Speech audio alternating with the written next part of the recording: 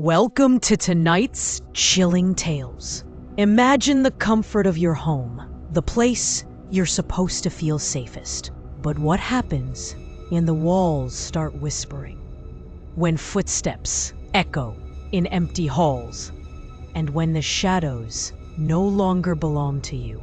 Tonight, you'll hear 3 terrifying haunted home stories, each one more disturbing than the last, where ordinary people like you thought they were safe until they discovered their homes were hiding something sinister. Lock your doors, dim the lights, and prepare yourself, because once you hear these stories, you'll never look at your home the same way again.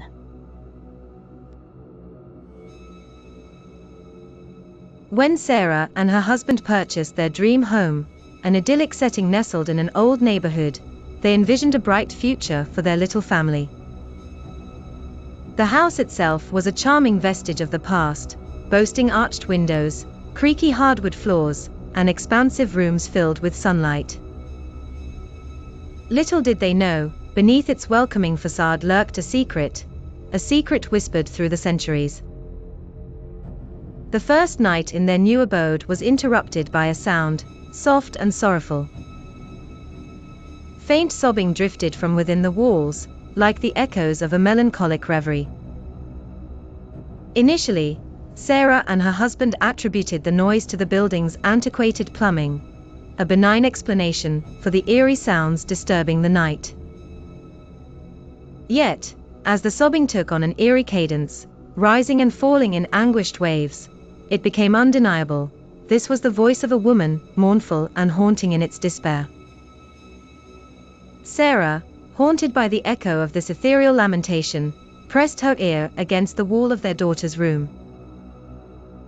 Her heart sank as she recognized the distinct timbre of grief. Days unfolded, and the phenomenon's haunting persistence intensified. The sobbing roamed the house, emanating at times from the basement, while other times seemed to linger behind the bathroom mirror. Sarah once caught herself shivering as the sorrowful keening seemed to well up from beneath the bathtub itself, a specter of despair lurking just below the surface.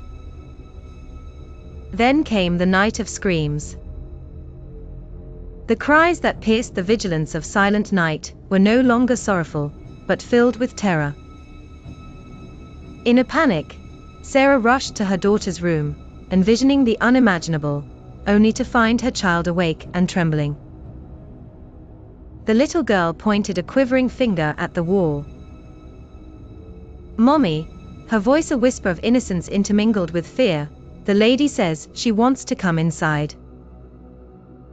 Overcome with dread, Sarah and her husband resolved to unearth the source of their house's melancholy.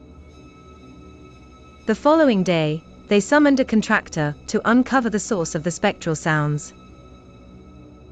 As the wall gave way beneath the contractor's tools, an age-old secret was revealed, a bricked-up cavity, dark and silent. The cavity concealed a grim truth, the skeletal remains of a woman, curled as if writhed in her final, futile struggle for freedom. The revelation brought both fear and closure. With the authorities handling the ghastly discovery, a lingering heaviness lifted from their home. Yet, in the deep embrace of night, when the world settles into quietude, Sarah remains vigilant. Sometimes, she listens to the walls with bated breath, wondering if the whispers in the night have truly ceased. In those moments, when shadows play their devious games, she swears she can still hear something, faint, persistent scratching, as if the lady of the walls searches for a way back.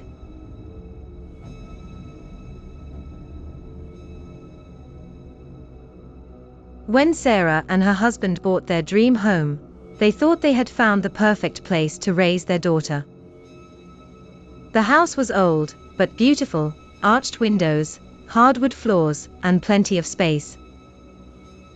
But the first night they moved in, they heard it, faint sobbing, coming from inside the walls. At first, They thought it was pipes, maybe creaking or rattling. But the sobbing had a pattern, it rose and fell, like someone crying quietly, trying not to be heard. Sarah pressed her ear against the wall of her daughter's room, and the sound was unmistakable, a woman's voice, broken with grief. Days turned into weeks, and the crying grew louder. Sometimes it came from the basement, sometimes from behind the bathroom mirror. Once, while giving her daughter a bath, Sarah heard the sobbing directly under the tub, as if a woman was weeping beneath the floor. One night, the crying stopped, and instead turned into screaming. Sarah ran into her daughter's room, only to find the little girl sitting up in bed, pointing at the wall. "Mommy," she whispered, "the lady says she wants to come inside." Terrified, Sarah and her husband called a contractor to tear open the wall. Inside, behind the plaster, they discovered a bricked-up cavity. And inside that cavity lay the remains of a woman, curled up as if she had been buried alive. After the police took the body, the house fell silent. But sometimes, late at night, Sarah swears she can still hear faint scratching in the walls, as if the crying woman is trying to find her way back.